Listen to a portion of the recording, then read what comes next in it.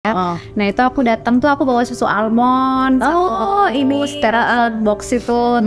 Kadang aku juga udah broadcast dulu, besok kajian siapa yang mau dibawa ini gitu. Terus aku jual online juga gitu kan. Terus ada teman-temanku ya sampai sempet ngirim keluar kota, sampai ke Bandung kemana-mana. Alhamdulillah ya. Allah itu nggak akan membiarkan kita kelaparan deh, itu yang itu jadi yang pasti gitu loh. Jadi selagi kita masih hidup, rezeki kita masih ada, kenapa kita mesti takut?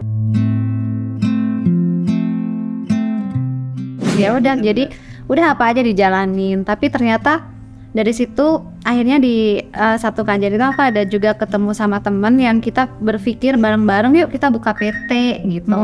Pada saat itu buka PT di bidang telekomunikasi. Jadi aku sama temen itu bertiga share saham, bagi tiga gitu kan. Yang agak besaran aku. Terus kita bangun bisnis baru gitu. Ya bukan baru juga sih sebenarnya. Ada yang teman udah mulai dan kita ya udah bareng-bareng gitu kan. Tapi ternyata di situ udah invest gitu kan, sudah sewa ruko di Bintaro waktu itu gitu kan. Jauh juga ya? Iya. Di Bekasi aku maaf. Di Bekasi ya. Terus sewa ruko di Bintaro gitu kan. Ternyata bisnis bergulir gitu. Baru mulai ketemu pandemi. Oh iya.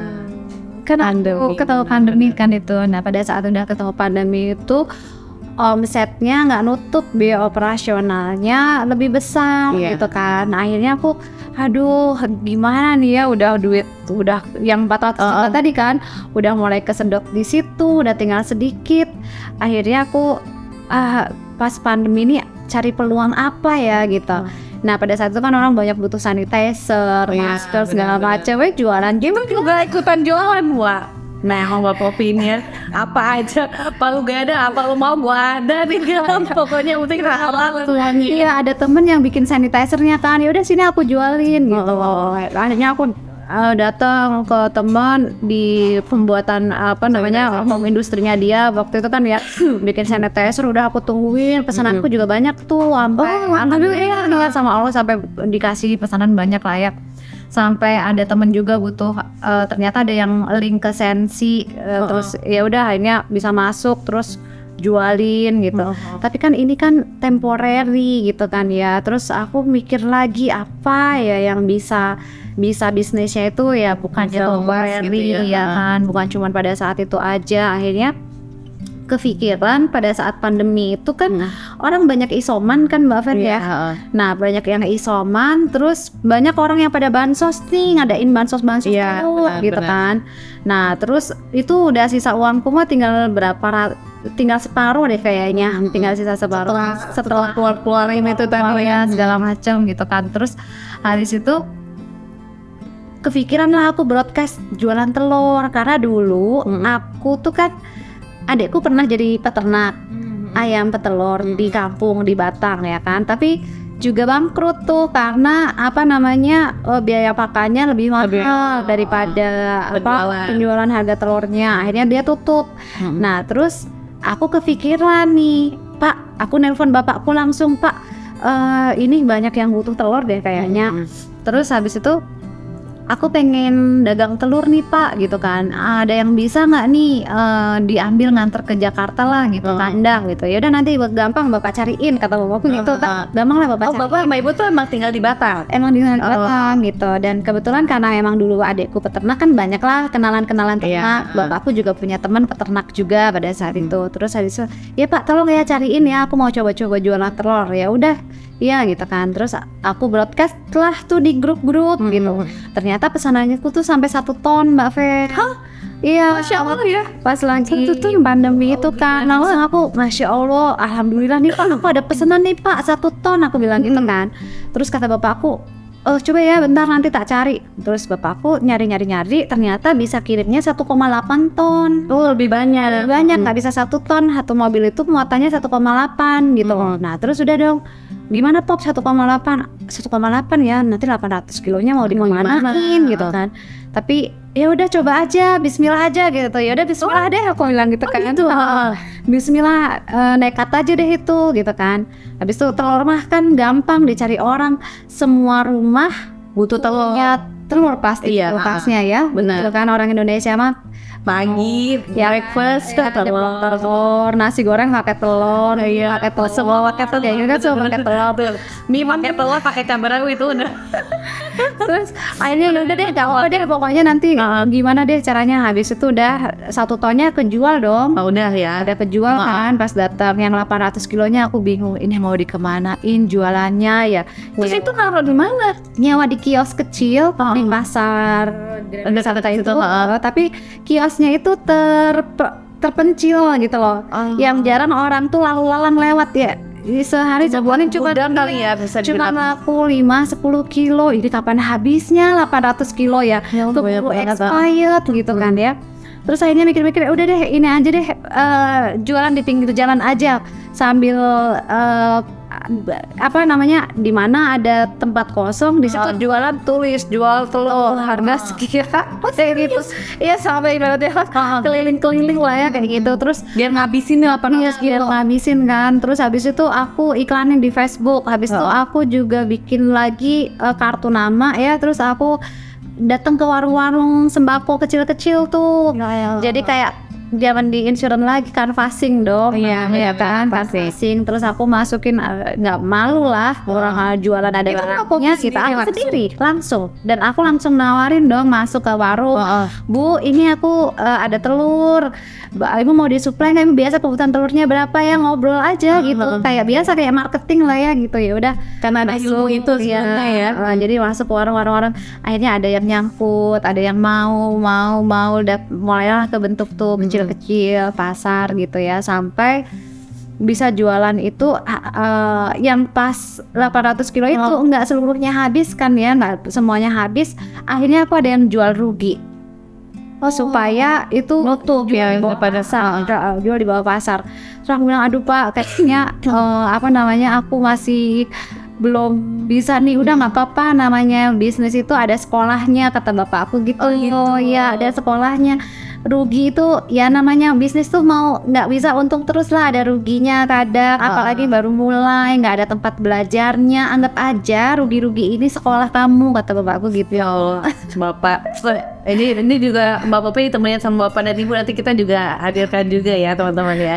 Jadi terus akhirnya oh iya oke deh aku bilang gitu.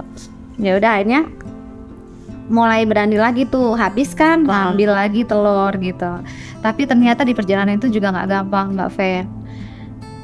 Ketika jualan itu tuh ngalamin rugi itu ya, pada akhirnya sampai yang tanggal 28 April 2021 itu pas dibukukan itu aku udah nggak punya uang, bahkan udah minus, bahkan punya hutang kandang dan hutang karyawan.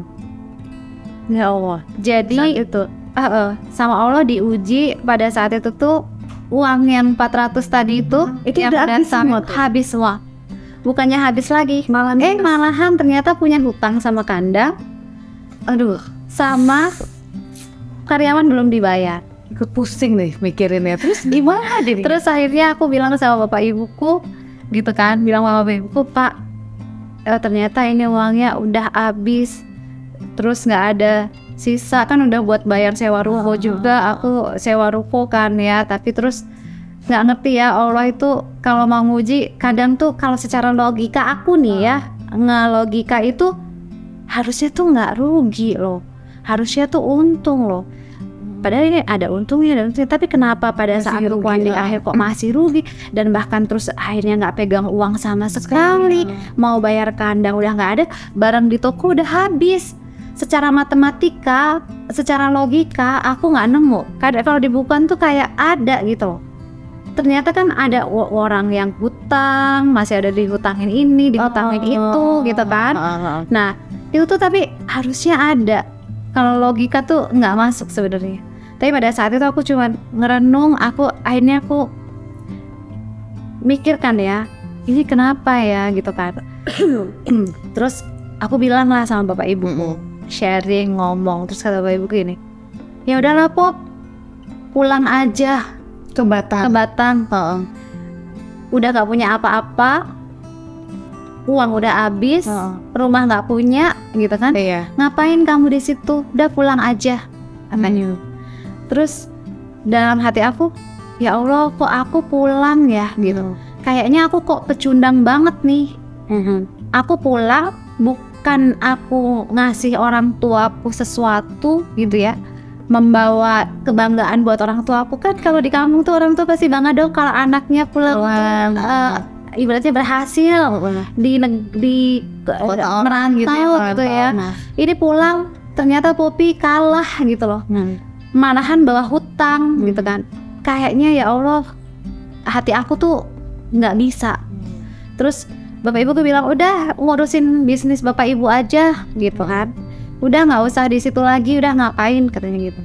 Terus aku bilang ya Allah kok di hati aku tuh bergejolak kan, kayaknya aku pulang kalah, aku nggak bisa kayak gini, aku nggak mau kayak gini aku gitu. Jadi tetap stay. Jadi aku pada saat itu aku udah bersujud deh sama Allah ya, sampai yang benar-benar yang ya Allah aku mau gimana lagi, aku bilang gitu. Aku bergantung hanya sama Engkau, bukankah Engkau yang menjanjikan akan Kau ganti dengan yang jauh lebih baik ya Allah gitu kan. Aku tahu mungkin, tapi aku juga nggak pengen berputus asa dari rahmat-Mu. Aku bilang kasih aku kekuatan ya Allah. Aku udah berdoa, terus akhirnya aku off toko, tutup tuh seminggu karena udah nggak punya barang gitu kan. Benar, apa mau yang mau dijual gitu. Karyawan aku liburin, udah pada libur aja sampai waktu yang aku nggak bisa tentuin. Nanti ibu kabarin, yang pasti jangan khawatir gaji kalian nanti ibu bayar. Pokoknya aku tetap harus tanggung jawab kan, itu keringat orang kan gitu Mbak Fen. Terus akhirnya aku 1 minggu itu aku berpikir, akhirnya aku bilang lagi sama bapak ibuku, aku bilang aku pada saat itu nggak ngerti, Allah tuh kayak ngomong tuh, Pop, bisa jadi kemenangan itu sebentar lagi. Kemarin sudah berkorban gitu ya, darah nih, berarti orang mah nyangkul nih. Aku berpikir aku di dalam ya berarti kayak gua gitu ya, lagi nyangkul mau nyari tambang emas gitu ya. Yang aku berpikir kalau tinggal tambang emasnya itu tinggal segini lagi nih, terus aku mundur, berarti aku fix gagal. Bener nggak Pak Fen? Aku balik arah, aku fix gagal. Padahal bisa jadi udah nggak jadi pas begitu nyangkul sekali, itu selesai gitu kan. Jadi aku mikirnya, Pak, mungkin langkah ini sebentar lagi. Aku masih punya sisa kontrakan ruko itu 4 bulan lagi gitu kan. Terus rumah? Kan rumah emang masih ngontrak juga sih waktu itu, sisa kayaknya sekitar 3 bulan lagi deh. Itu juga. Jadi itu udah ngerik dan udah kayak udah di las gitu kan ya. Ujung tanduk gitu ya. Tanduk. Jadi aku cuma berpikir kalau aku gagal 100 kali, aku harus bangkit 101 kali. Aku harus bangkit 1 kali lebih banyak daripada kegagalan aku. Aku cuma berpikir kayak gitu. Nggak ada kepikiran untuk nyerah aja. Jadi aku nggak mau nyerah. Aku akan benar-benar nyerah. Aku bilang, Pak, aku akan benar-benar nyerah kalau sampai 4 bulan ini. Kasih aku waktu 4 bulan. Oh, sampai ini ya, sampai batas waktu tasnya habis. Kalau dalam waktu 4 bulan ini ternyata aku gagal, dan ternyata itu memang nggak profit, dan ternyata memang rugi, aku pulang. Oh, jadi itu udah ada komitmen di situ ya? Udah ada komitmen sama bapak ibu. Dengan waktu durasi yang cukup singkat, 4 bulan. Dengan nggak ada apa-apa lagi, minus bahkan 4 bulan inilah penentuan gitu ya. Kalau misalnya emang gagal balik, bawa anak-anak ikut ke Batam.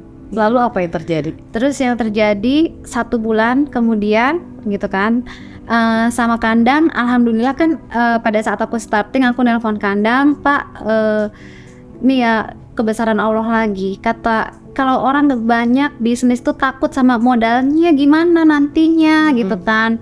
Ternyata sama Allah tuh dikasih kemudahan, hatinya orang Kandang itu dibikin, oke Mbak Poppy nanti ambil aja dulu telurnya, nanti bayarnya pas mau ngambil berikutnya. Oh, dikasih keringanan kayak gitu? Iya, aduh Masya Allah ya kan, Allah tuh ngasih pertolongannya loh. Ketika kita sabar dan sholat, kita diuji dengan yang sampai yang berarti kita benar-benar dibersihkan sampai ke yang paling malah minus bahkan ya, duit yang sisa itu malahan sama Allah dikasih kemudahan gitu. Sama orang-orang yang mau ngasih waktu tempo bayar kan. Oke. Nah akhirnya aku bilang Berarti Mbak Popi tetap aja tuh di telur itu tetap di tempat itu kan masih punya bulan ya. Akhirnya yang 1 bulan kemudian aku bener-bener pembukuannya rapihin lagi, bener-bener aku hitung gitu ya. Dan aku ya Allah, aku benar-benar yang sholat tuh 7 waktu gitu ya, minta karena sabar dan sholat jadikan sebagai penolongmu. Aku benar-benar minta pertolongan sama Allah, aku bersandar sama Allah. Ya Allah, aku bilang ya, Engkau yang menentukan. Kalau memang aku sudah berikhtiar maksimal ini sampai di batas akhir ini, ternyata memang bukan rezeki aku, ya udah aku ridho. Tapi kalau memang ini baik buat aku, baik buat anak-anakku, aku mohon ya Allah pertolonganmu, aku bilang gitu kan. Terus ternyata sama Allah tuh yang tadinya sebelumnya nih Mbak Fen, omset aku tuh paling sehari cuma 500 sampai 1 ton penjualan aku ya. Terus 1 bulan kemudian gitu ya, pas aku berjalan itu akhirnya sama Allah dikasih kemudahan-kemudahan, bener loh gitu. Aku mulai tuh ya penjualanku meningkat sedikit demi sedikit. Pas aku bukukan ternyata Pak, ini bisa loh Pak, buat bayar karyawan bisa, buat bayar kontrakan yang per bulannya 6 juta itu bisa, buat sisanya masih bisa buat aku sama anak-anak. Oh gitu, alhamdulillah ya Allah, aku gitu kan ya. Tapi Mbak Fen, habis itu bulan kedua berjalan lagi itu tiba-tiba aku diuji sama Allah, itu kena tipu Mbak Fen. Jadi pada saat itu di Kerawang orang telepon dong mau pesen telur. Aku udah seneng banget tuh, pesennya 1,5 ton gitu kan dia. Udah teleponan, kayaknya orangnya baik banget gitu ya. Udah dong aku suruh supir untuk nganterin diri ke sana. Ternyata tempatnya itu adalah tempat kontrakan yang baru di DP-in doang gitu ya. Terus supirku tuh ya kebetulan ya memang qadarullahnya, memang Allah tuh mau menguji gitu ya. Supirku tuh diteleponin nggak ngangkat telepon gitu loh. Sampai akhirnya ternyata dia di situ pas aku telepon dia ngangkat, Bu, aku barusan kehilangan orangnya. Kehilangan orangnya gimana? Aku bilang gitu.